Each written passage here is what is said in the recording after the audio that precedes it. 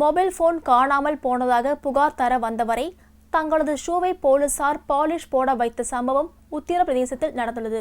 உத்தரப்பிரதேச மாநிலம் முசாபர் நகர் போலீஸ் நிலையத்தில் சித்து என்ற காலணி தைத்து கொடுக்கும் கூலி தொழிலாளி தனது மொபைல் போன் தொலைந்து போய்விட்டதாக புகார் தர வந்தார். போலீஸ் நிலையத்தில் இருந்த காவலர் சித்துவின் புகார் குறித்து கேட்டு என்ன வேலை செய்கிறாய் என்று கேட்டுள்ளார்.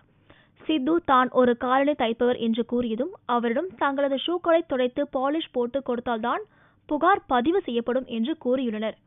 அதன்படி சித்துவும் ஷூக்களுக்கு பாலிஷ் போட்டு கொடுத்துள்ளார்.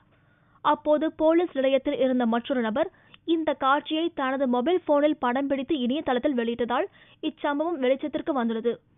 இந்த சம்பவம் குறித்து விசாரணை நடத்தி உரிய நடவடிக்கை எடுக்கப்படும் என்று முசாபர் நகர் போலீஸ் சூப்பரண்ட் சந்தோஷ்குமார் தெரிவித்தார்.